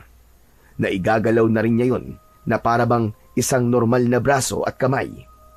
Alam niya sa sarili niya na handa na siya at hindi niya na kailangan maghintay pa ng ilang buwan para bumalik sa kanilang baryo. Habang nag-aalmusal, ay ipinahayag na ni Vladimir kay Wilson ang gusto niyang mangyari. Wilson, Gusto ko nang bumalik sa baryo namin. Sa tingin ko ay handa na akong harapin ang dapat kong harapin doon. Kung ganon, hindi na kita pipigilan pa. Nakikita ko naman na handa ka na talaga. Pero, ano ba talaga ang plano mo? Ang gusto ko ay walang makakaalam ng pagbabalik ko ron para mas madali ako makakilos. Sa ganung paraan ay magiging kampante ang mga aswang na walang tumutugi sa kanila. Magaling. Tama yung naisip mo. Suportado kita sa bagay na yan. Sige, kailan mo pala gustong bumalik sa baryo nyo? Kahit bukas na sana. Alam ko na dahil wala nang tumutugi sa mga aswang sa baryo namin ng napakatagal na panahon, ay baka mga aswang na mga nagahari doon. Kailangan kong kumilos sa lalong madaling panahon. Marahang tumango si Wilson at tinapik nito sa braso si Vladimir. Nagpalitan ng ngiti ang dalawa. Sa loob ni Vladimir ay patuloy ang apoy na naglalagablab at inisip niya na magtatagumpay siya sa mga gagawin niya sa pagbabalik niya sa baryo kung saan siya nagsimulang mangarap. Nang sumunod na araw ay naghanda na sina Vladimir sa pagbabalik niya sa kanilang baryo. Siniguro niyang dala niya ang lahat ng kailangan nila. Bago sumikat ang araw ay bumiyahe na sina Vladimir at Wilson gamit ang pick-up truck. Hindi nagtagal ay nakarating na sila sa bukana ng baryo. Nagtungo sila sa gubat at doon sila nagtayo ng camping site na magiging pansamantalang tirahan. Pagkatapos nilang maitayo ang camping site, ay nagpaalam muna si Vladimir kay Wilson. Sisilip muna ako sa baryo namin, Wilson, ha? Gusto ko malaman ang kalagayan ng mga tao na naroon. Gusto mo bang samahan kita? Hindi na kailangan. Kaya ko na to mag-isa. Sisilip lang naman ako eh. Wala akong gagawin doon na iba. O sige, basta bumalik ka kagad at tandaan mo, walang pwedeng makakilala sa'yo. Huwag ka mag-alala, Wilson. Mag-iingat ako. Sige, salamat. Matapos yun, ay tinahak na ni Vladimir ang daan palabas ng kagubatan. Bawat takbang niya ay may kasamang kaba dahil wala siyang ideya sa makikita niya sa kanilang baryo. Nakasuot siya ng itim na jacket at nakasaklob sa ulo niya ang hood. Nagsuot siya ng guwantes sa kaliwa niyang kamay upang walang makakita na gawa yun sa bakal. Hindi nagtagal ay nakarating na si Vladimir sa baryo.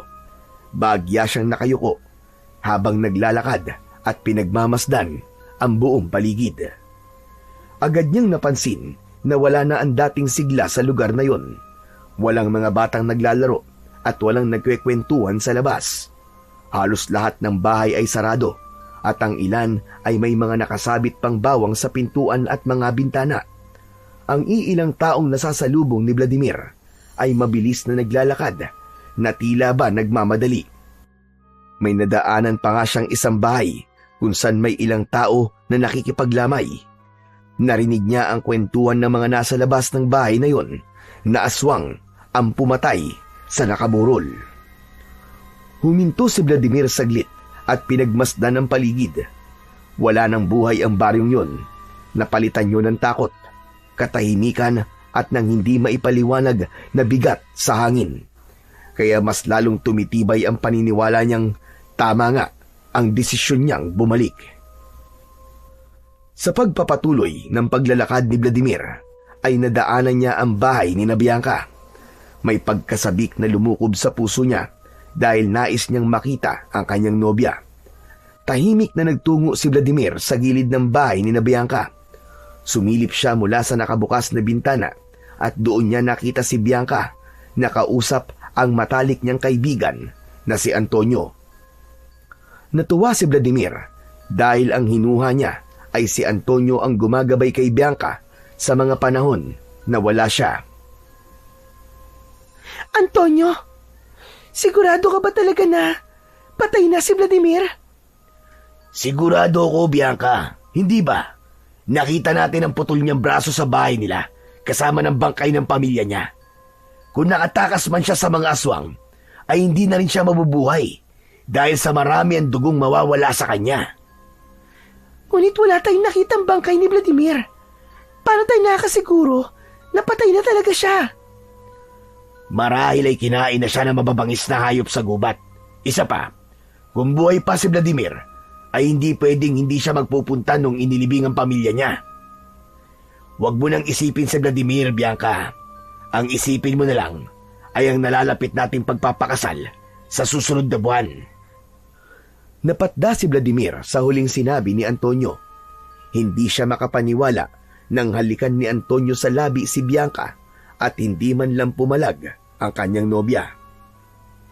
Tama ka. Hindi na dapat ako nag-iisip ng kung ano-ano maliban sa kasal natin.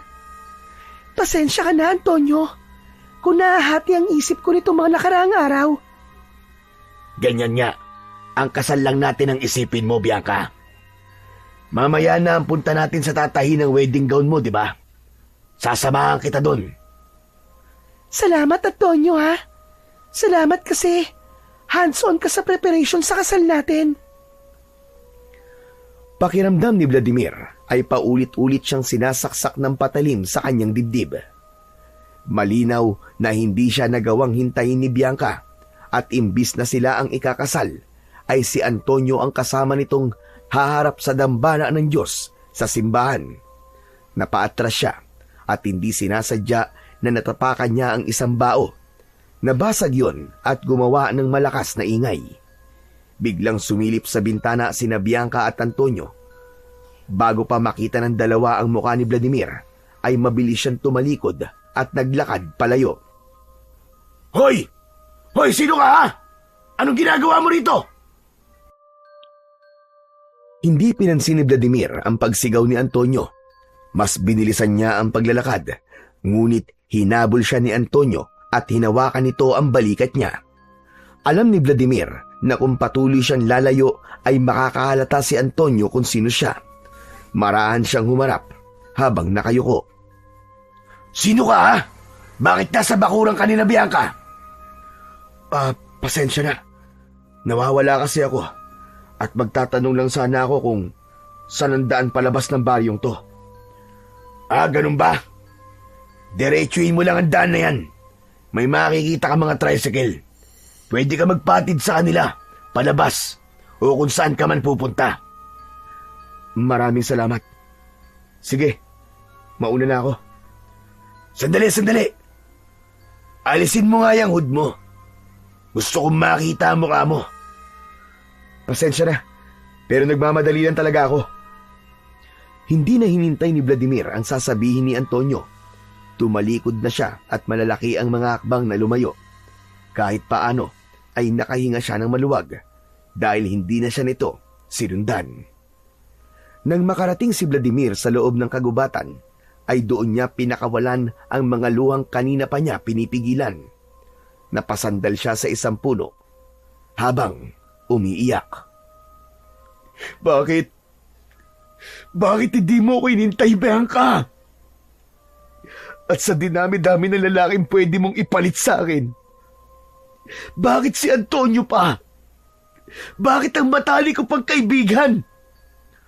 Sa galit ni Vladimir, ay humarap siya sa puno at malakas niyang sinuntok gamit ang kanyang bakal na kamao. Nagulat siya nang nahati sa gitna ang puno at bumagsak yun sa lupa. Nakalimutan niya ang taglay na lakas ng kanyang mekanikal na braso at agad niyang pinagsisihan ang kanyang ginawa. Pinunasan niya ang kanyang mga luha at saka siya muling naglakad pabalik sa kinaroroonan ni Wilson. Naabutan ni Vladimir si Wilson sa kanilang campsite na nagluluto. Napangiti ito nang makita siya, ngunit agad siyang yumuko upang itago ang namumugto niyang mga mata. Ayos, tama-tama ang dating mo. Matatapos na ako magluto. Kakain na tayo. O ano? Kumusta pala ang baryo nyo? Nakakalungkot. Base sa nakita ko, totoong aking hinala na mukhang naghahari na roon ng mga aswang. Kung ganun, dapat ka na talagang kumilos. Pero huwag ka mag-alala. Matutulungan ka ng mechanical arm mo sa pakikipaglaban. Paniguradong lahat ng aswang na makakaharap mo ay kamatayan ang sasapitin. Teka. Bakit ba nakayuko ka pa rin? Wala ka na sa baryo nyo kaya tanggalin mo na yung hood mo. Ang init-init eh. Hindi sinunod ni Vladimir si Wilson. Umupo siya sa camping chair at nanatiling nakayuko. Tila naman na-curious si Wilson kung bakit ayaw niyang ipakita ang mukha niya. Lumapit ito at biglang inalis ang kanyang hood. Napailing ito nang makita ang namumugto niyang mga mata. Umiyak ka. Huwag mo sabihin hindi. Bakit ka umiyak? Dahil ba sa naawa ka sa mga tao sa baryo nyo? Pambihira. Talagang wala na akong maililihim sa iyo, no? Wala na talaga. Kahit halos 1 taon pa lang tayo magkakilala kilala na kagad kita, Vladimir. Kaya sabihin mo sa akin kung bakit ka umiiyak. Malay mo, matulungan kita. Wilson, si Bianca kasi. Yung nobya mo, nang sabi mo ikakasal na sana kayo dati? O bakit? Ano nangyari sa kanya? Nagkita ba kayo kanina? Hindi, Wilson. Pero nakita ko siya at si Antonio. Yung matalik kong kaibigan. Narinig ko na nag-uusap sila tungkol sa nalalapit nilang kasal. Nanlaki ang mga mata ni Wilson sa kanyang narinig kay Vladimir. Ano? Yung nobya at best friend mo magpapakasal? Paano nangyari yun? Hindi ko rin alam, Wilson. Siguro'y masyadong maraming nangyari nung nawala ako. Baka nagkahulugan sila ng loob, kaya ngayon, ikakasal na sila. Ang sakit naman yan. O paano? Anong plano mo ngayon? Ipapaalam mo na ba sa nobya mo na buhay ka pa para mapigilan ang kasal nila? Hindi. Wala akong balak na sirain ang pagsasama nila. Kung sila nga nagmamahalan, ay wala nang dahilan para sirain ko kung anong meron sila ngayon. Tatanggapin ko na lang na hindi talaga kami ni Bianca ang nakalaan para sa isa't isa. Saka mas mapapanatag ako kung si Antonio mapapangasawa niya. Kasi alam ko mabuting tao si Antonio. Grabe ang pagsasakripisyo na gagawin mo, Vladimir. Mas lalo tuloy akong humahanga sa'yo. Yun na lang ang pwede kong gawin sa ngayon Pareha silang malapit sa puso ko. At ayoko magkagulo sila ng dahil sa akin. Magpo-focus na lang ako sa kung bakit ako bumalik sa baryo namin. Ayoko matapos ang 1 taon na pagod mo sa paglikha sa braso ko. Dan dahil lang sa wasak ang puso ko dahil sa pag-ibig. Tama yan, Vladimir. Ganyan nga. Pero wag mo masyadong i-pressure ang sarili mo. Dapat ay maging malinaw pa rin ang isip mo sa mga magiging hakbang mo. Hindi ka dapat magkaroon ng distraction, lalo na't aswang ang magiging kalaban mo. Pero mamaya na natin pag-usapan ang bagay na yan. Luto na tong pagkain natin, kaya kumain na muna tayo. Tumango na lang si Vladimir at pilit na ngumiti. Habang kumakain sila ni Wilson, ay hindi pa rin maalis sa isip niya ang narinig niyang pag-uusap ni Bianca at Antonio. Ayaw niyang maging ipokrito sa kanyang sarili, kaya kahit sa loob niya ay inamin niya na nasasaktan siya at hindi siya masaya sa gagawing pagpapakasal ng kanyang nobya at matalik na kaibigan. Kinagabihan ay agad na sinimulan ni Vladimir ang paghahanap sa mga aswang sa kanilang baryo, lalo na ang 3 aswang na pumatay sa kanyang mga magulang. Kahit lampas 1 taon na ang nakakalipas, ay tandang-tanda pa rin niya ang anyo ng 3 aswang na yun. Matapos ang mabilis na paghahanda, ay nagpaalam na si Vladimir kay Wilson. Tinakpan niya ng malaking panyo ang kanyang bibig at ilong upang walang makakilala sa kanya. Mag-iingat ka, Vladimir. Gamitin mo mechanical arm mo kung kinakailangan. Sila ang dapat mag-ingat sa akin. Humanda lahat ng mga aswang sa baryo namin dahil uubusin ko sila. Ganyan nga. Huwag mong hayaang mawala ang apoy sa dibdib mo. Pero huwag mong kakalimutan na hindi rin maganda na masyado ka nagpapadala sa galit.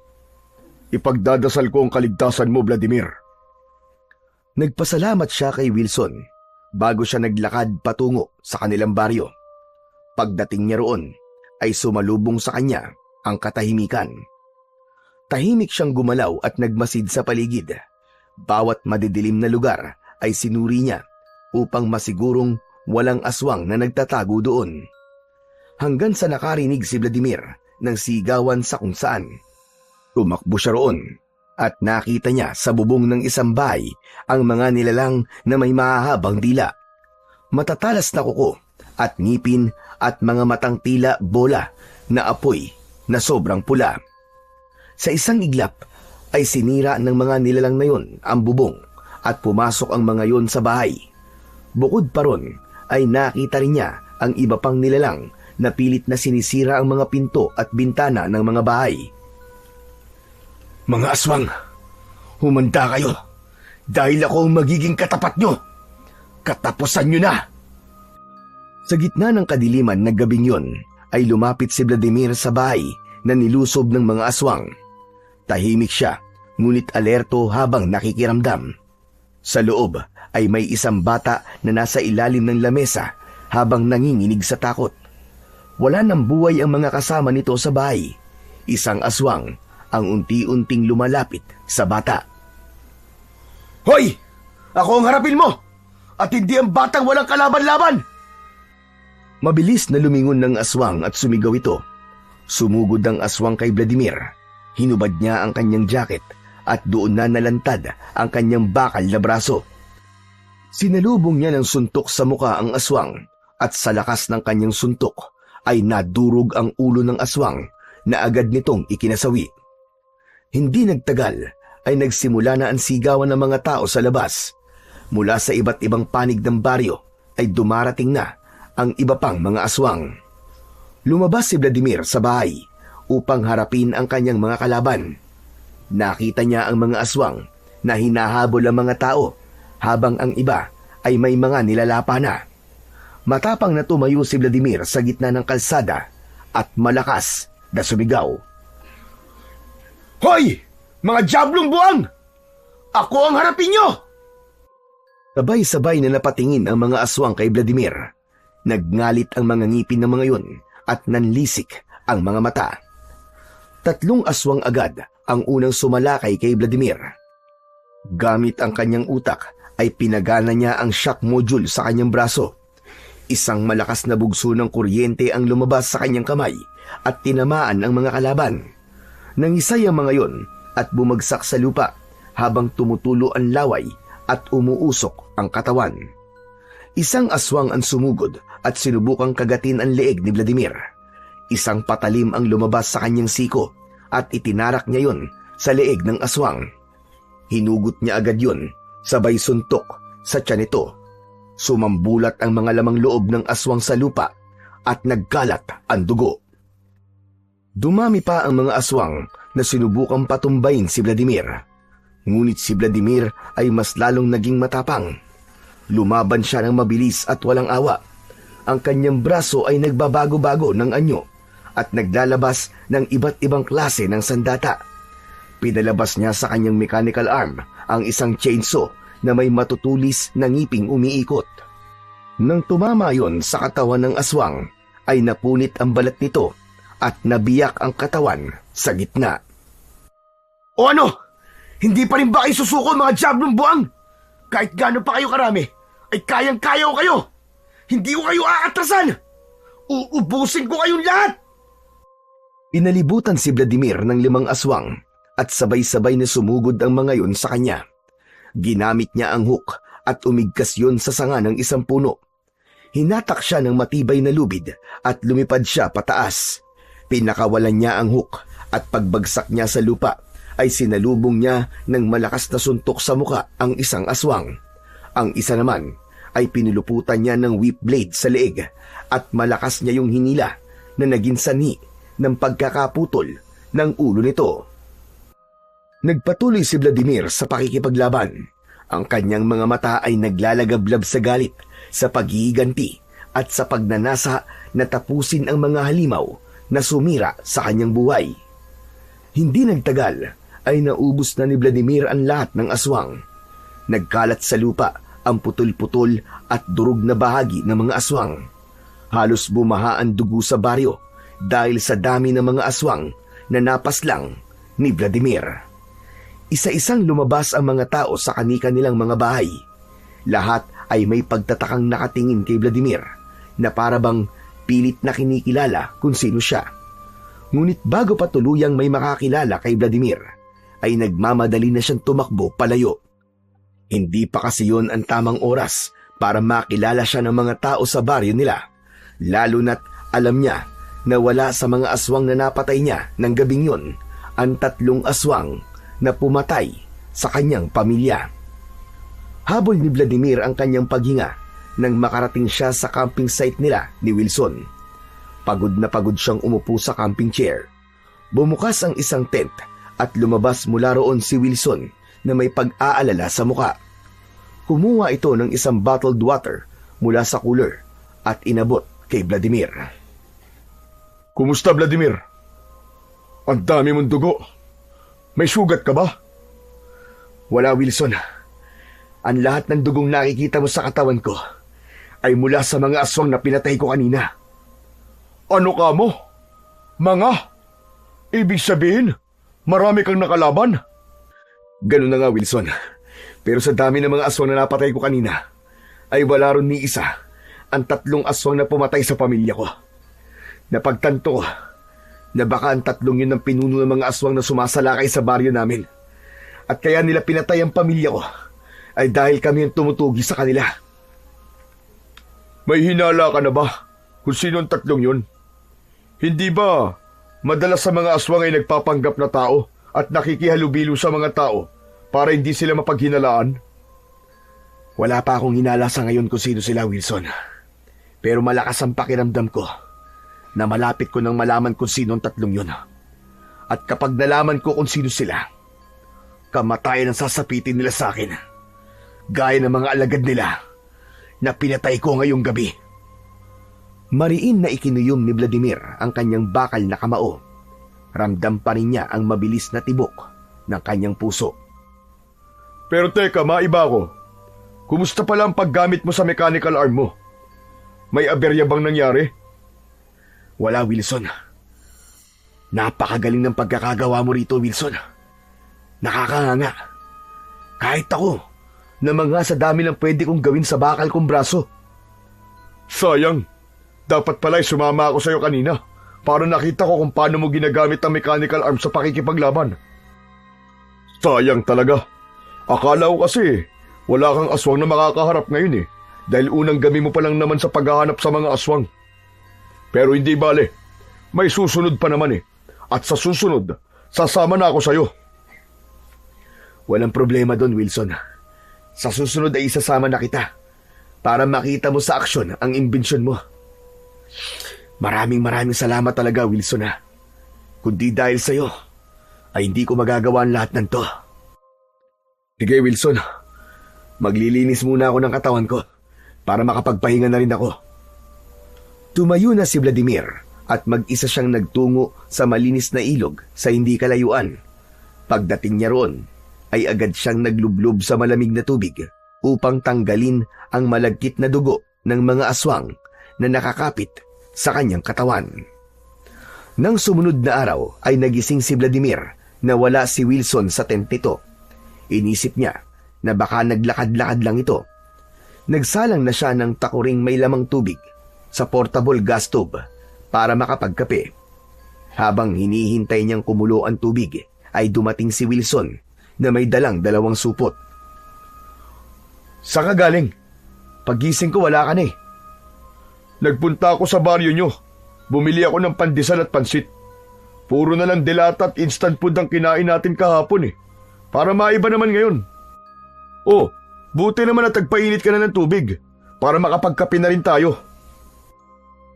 Pinagtulungang ayusin ni Vladimir at Wilson ang kanilang camping table para makapag-almusal na sila. Usap-usapan ka ngayon sa baryo nyo Ano? Nakilala ba nila ako kagabi? Hindi naman. Pinag-uusapan nila ron yung lalaking may bakal na braso. Hindi ba't ikaw yun? Hangang-hanga sila sa'yo. Hindi nila alam kung paano mo nagagawang maglabas ng iba't ibang sandata sa braso mo. Talaga? Hinahangaan nila ako? Oo, pakiramdam ko nga binigyan mo sila ng pag-asa. Narinig ko kasi na sinabi ng isang matanda na ang tagal na raw na panahon na walang naglakas na loob na makipaglaban sa mga aswang. Nakakatuwang marinig yan, Wilson. Yan naman talaga ang isa sa hangarin ko eh. Kaya ako nagbalik sa baryo namin para bigyan ng pag-asa ang mga tao bukod sa gusto kong magiganti. Nasa tamang landas ang goal mo, Vladimir. Kaya sana ay hindi ka maligaw. Sana kahit anong balakid ang humarang sa'yo ay huwag kang panghihinaan ng loob. Huwag mong kakalimutan kung bakit ka nandito at kung bakit ko'y pinagkatiwala sa'yo ang mechanical arm. Huwag ka mag-alala, Wilson. Nangangako ko na walang kahit na sino o anumang makakapigil sa hangarin ko kung bakit ako bumalik. Hindi ako titigil hanggat hindi ko nauubos sa mga aswang sa baryo namin. Nang sumipol na ang takore, ay tumigil na muna sa pag-uusap sina Vladimir at Wilson. Nagtimpla na sila ng kape at nagsimula na silang mag-almusal. Sa gitna ng pag-aalmusal nila, ay biglang pumasok sa isipan ni Vladimir ang mga huling na pag-usapan nila ng kanyang ama.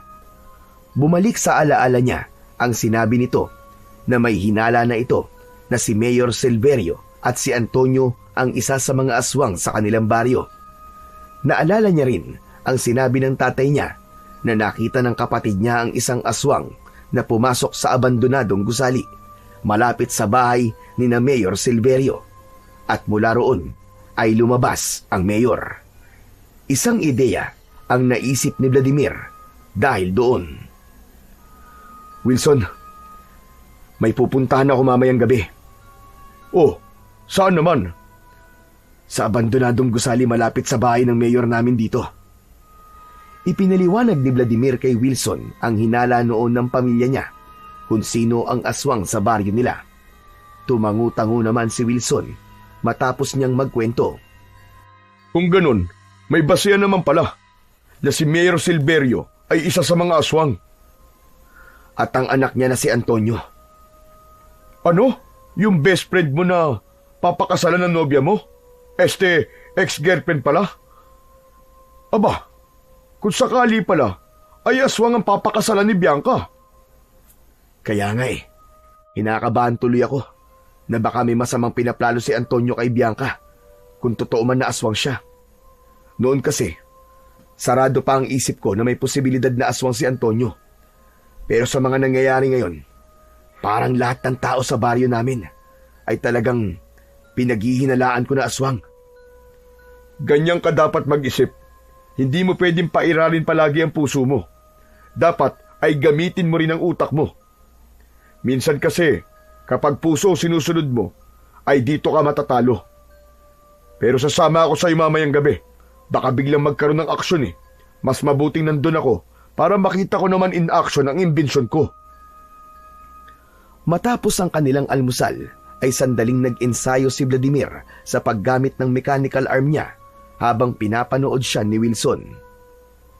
Kinagabihan, pagsapit ng 10:00 ng gabi, ay lumabas ng gubat si Vladimir kasama si Wilson. Nagtungo sila sa abandonadong gusali malapit sa bahay ni na Mayor Silverio. Sa pagkakatanda ni Vladimir, gagawin sanang grocery ang gusali na yon, ngunit hindi na natuloy dahil sa kakulangan ng budget. Pumasok ang dalawa sa gusali at sumalubong sa kanila ang masangsang na amoy. Grabe! Ang baho naman dito! Parang ang daming patay na daga! Hindi nagsalita si Vladimir. Nakiramdam siya sa paligid. Mabigat ang hangin doon na parang anumang sandali ay may hindi magandang mangyayari. Pagpunta nila sa ikalawang palapag, ay nakarinig sila ng yabag ng sapatos sa ibaba. Nagkatinginan sina Vladimir at Wilson. Nag-usap sila gamit ang mga mata at agad silang nagtago sa likod ng mga nakasalansan na mga drum. Mula roon ay nakita ni Vladimir si Mayor Silverio. Umakyat yon sa second floor at tumayo sa gitna. Hindi nagtagal ay malakas na sumigaw ang mayor at kitang-kita nila ang mabilis na pagbabago nito ng anyo.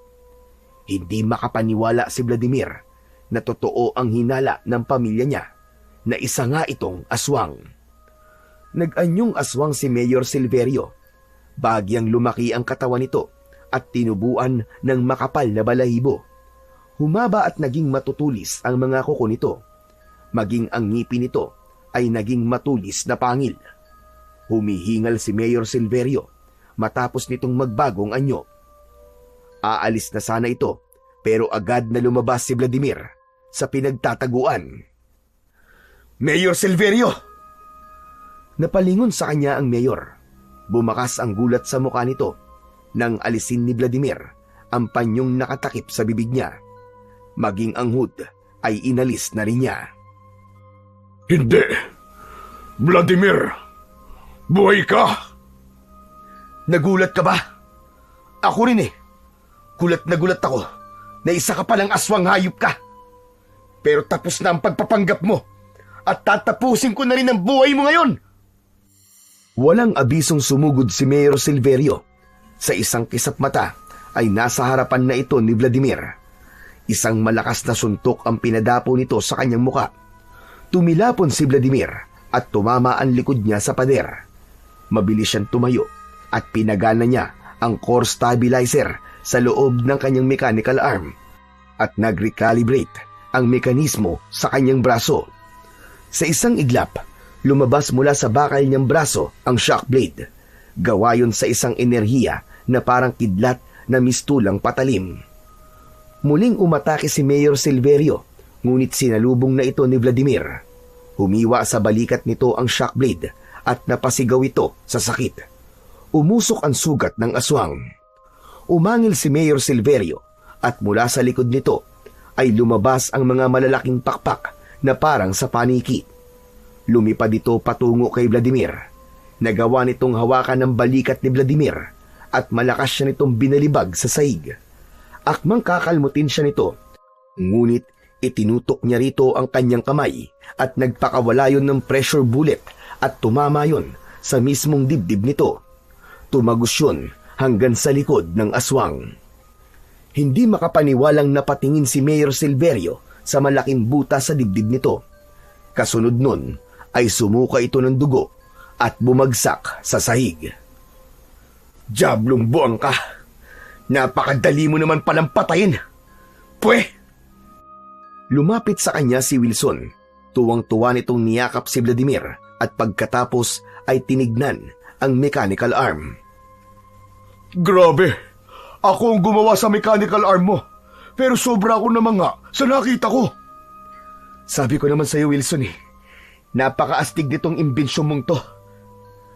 Magsasalita pa sana si Wilson nang isang boses ng babae ang narinig nila sa may puno ng hagdan, paakyat sa second floor ng gusali. Vladimir? Ikaw ba yan? Napalingon si Vladimir sa pamilyar na boses na yon at nanlamig siya nang makita niya si Bianca. Marahan at hindi ito makapaniwalang naglakad palapit sa kanya. Hinawakan nito ang mukha niya. Pagkatapos ay napatingin ito sa bakal niyang braso. Anong nangyari sa'yo? Ang akala naming lahat ay patay ka na. At ang braso mo? Bakit? Bakit naging bakal na? Mahabang kwento, Bianca. Pero ang importante ay nandito na ulit ako para tapusin ang paghahari ng mga aswang dito. Tignan mo, napatay ko na si Mayor Silverio. Isa siya sa mga aswang na pumapatay dito sa baryo natin.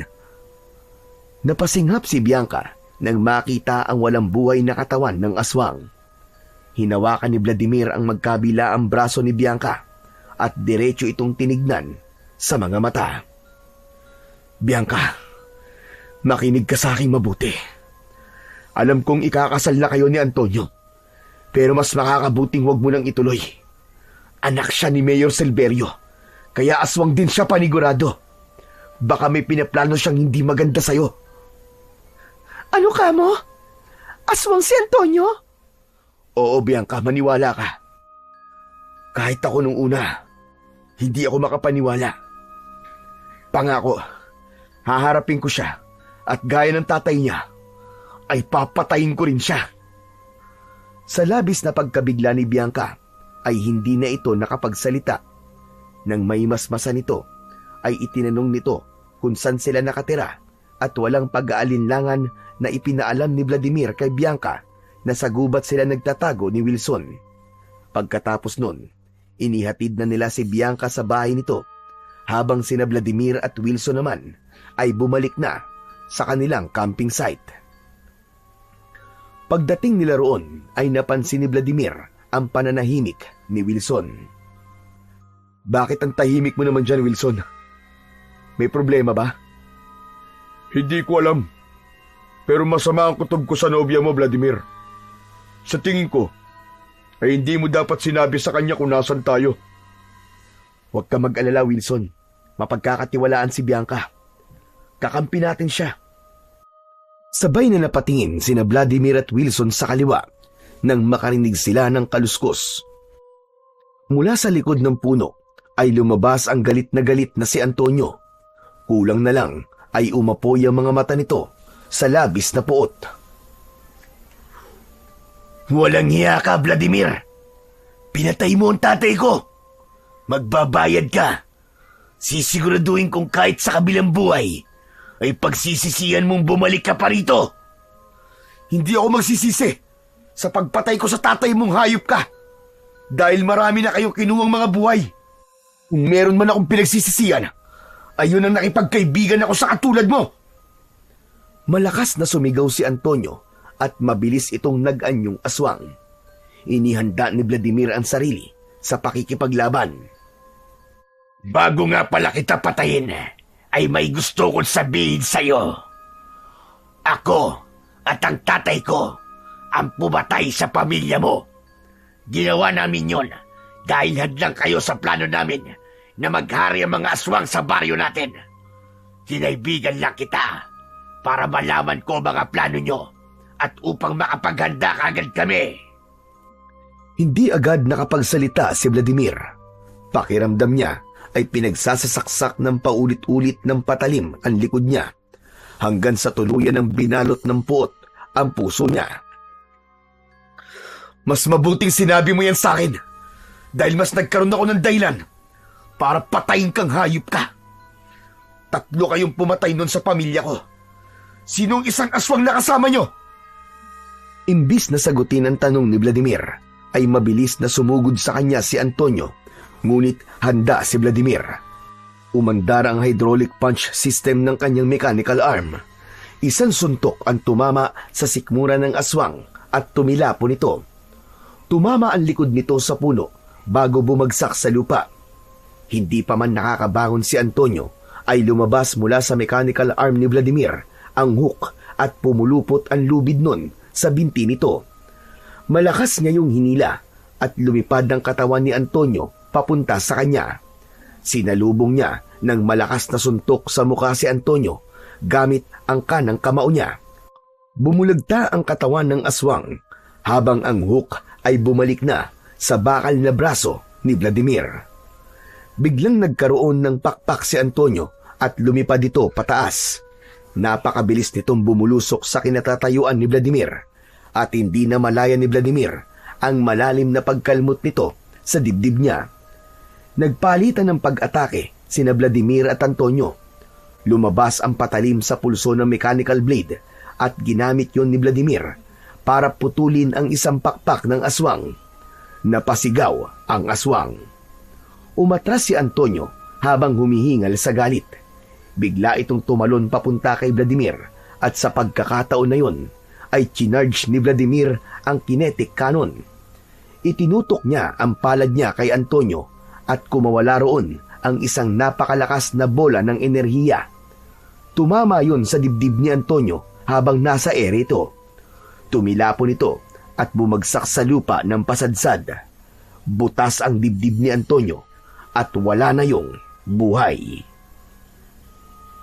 Lalapitan sana ni Vladimir si Antonio nang mula sa kung saan ay lumabas ang umiiyak na si Bianca. Ang akala niya ay sa kanya ito lalapit, ngunit laking gulat niya nang kay Antonio ito lumapit. Humahagulgul nitong niyakap ang walang buhay na katawan ni Antonio. Antonio! Antonio, gumising ka! Hindi ka pwedeng mamatay! Mahal na mahal kita! Naguluhan si Vladimir sa nangyari. Maya-maya ay galit na tumingin si Bianca kay Vladimir. Tumayo ito at hindi nito inalis ang tingin nito sa kanya. Tinatanong mo kay Antonio kung sino ang isa pang aswang na kasama nilang pumatay sa pamilya mo. Hindi ba? Ako ang aswang na yun, Vladimir. Ako! Hindi totoo yan. Nagsisinungaling ka lang. Hindi, Vladimir. Ang totoo ay hindi naman talaga kita mahal. Ang plano sana namin, kapag ikinasal na tayo, ay doon ako titira sa bahay nyo para isa-isa kayong patayin. Pero nagbago ang plano namin ni Antonio nang malaman ko na may hinala na kayo na aswang si Antonio at si Mayor Silverio. Kaya bago nyo pa sila mapatay, ay pinatay na namin ang pamilya mo. Pero maswerte ka. Nakaligtas ka lang. May sapusa ka bang hayop ka? Hindi ako naniniwala sa iyo, Bianca.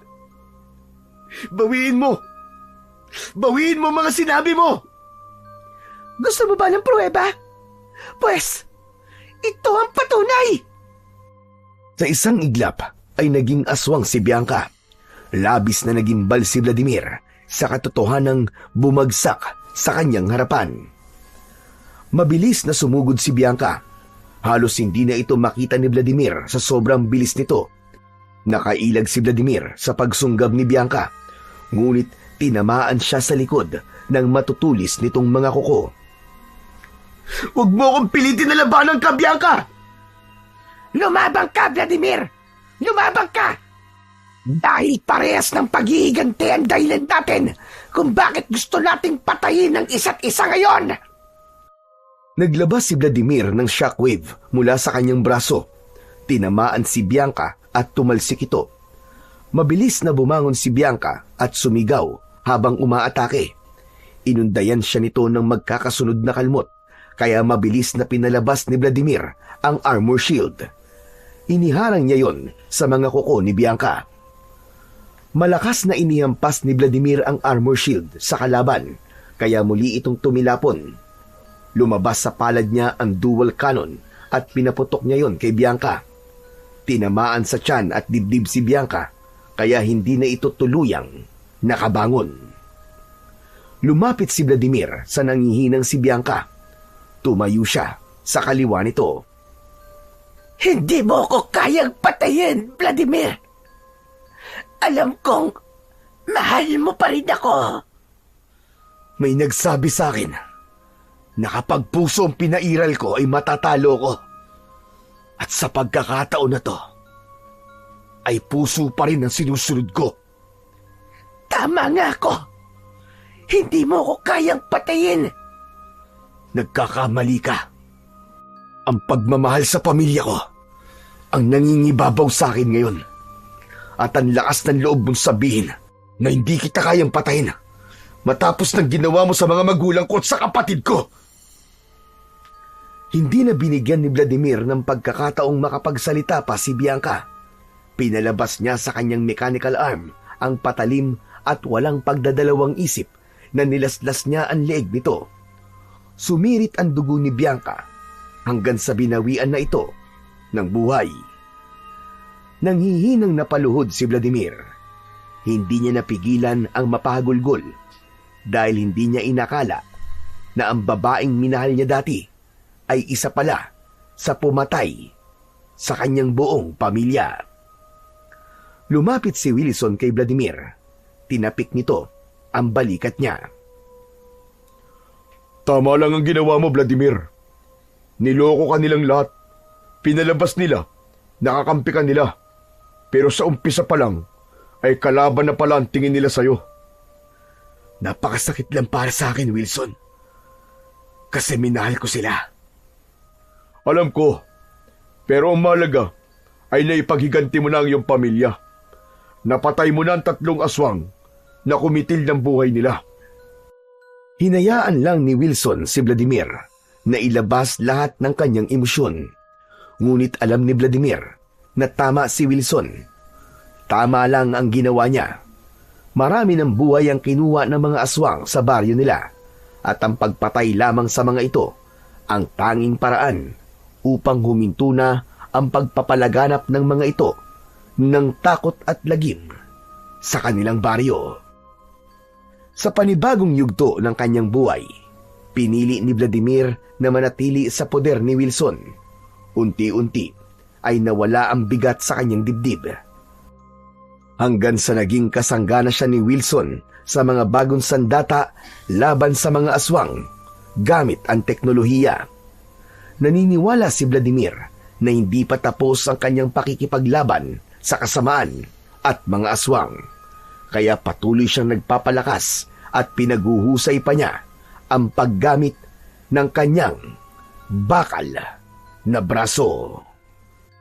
So yun na nga mga idol. Sana po ay nagustuhan nyo ang ating kwento ngayon. Ngayon naman po ay dumako na tayo sa inyong pinaka-nire-request at pinaka-hinihintay na shoutout portion. O ano pa pong hinihintay natin? Simulan na po. Shoutout po Kuya Gio. Maraming salamat po sa walang sawang pagsuporta at pakikinig sa aking mga kwento. Shoutout po Hazel Fiesta. Shoutout Ani Nolase. Shoutout po Lydia Lopez. Maraming salamat po sa inyo. Shoutout Ibiang Bueno. Shoutout po Charita Dacles. Shoutout po Angela. Annalyn Duran.